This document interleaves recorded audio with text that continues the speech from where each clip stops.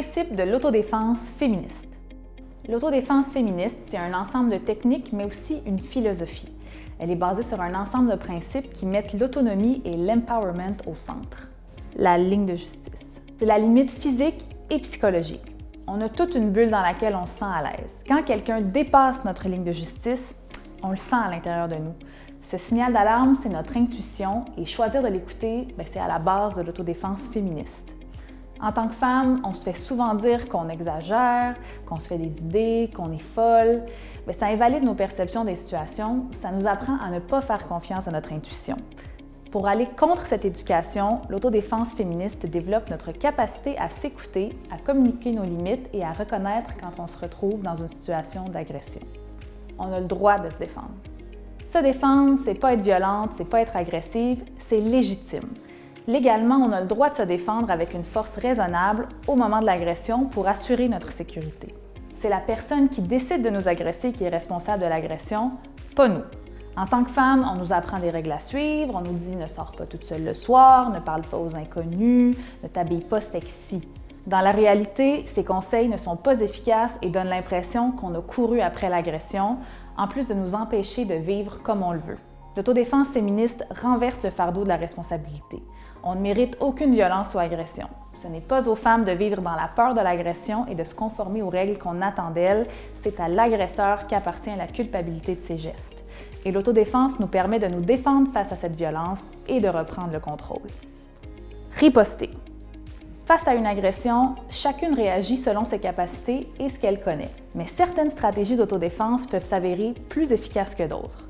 On peut se fier à l'effet de surprise, quand l'agresseur ne s'attend pas à ce qu'on sache se défendre et qu'on décide de le faire. On peut se rappeler d'avoir confiance en nous et qu'on ne mérite aucune agression.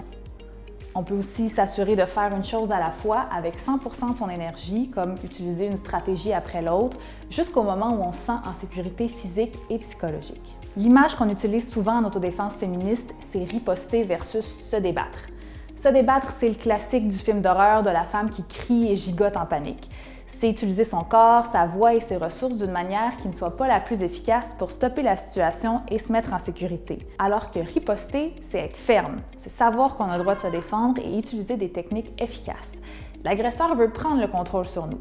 Riposter veut dire qu'on reprend le contrôle de la situation pour s'assurer qu'on ne soit plus en danger.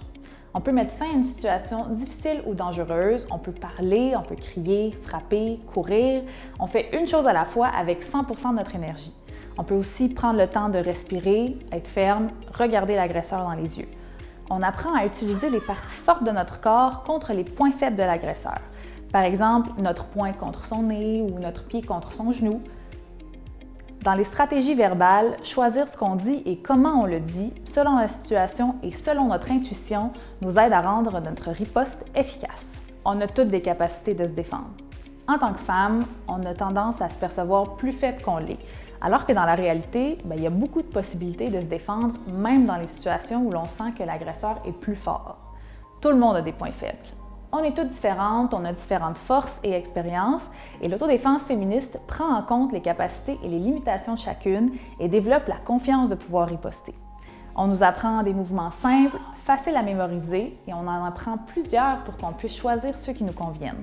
On réfléchit ensemble à toutes sortes de ripostes verbales qui souvent s'avèrent suffisantes pour désamorcer et stopper une situation d'agression. Dans toutes les agressions, c'est le pouvoir qui est en jeu. L'agresseur pense qu'il a le contrôle.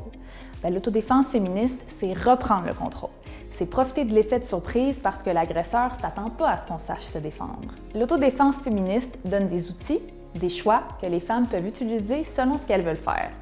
On est les seuls à savoir quand nos limites sont dépassées et ce qu'on choisit de faire ou de ne pas faire quand ça nous arrive. Mais on est ensemble pour se rappeler qu'on ne mérite aucune agression et qu'on a le droit et la capacité de se défendre.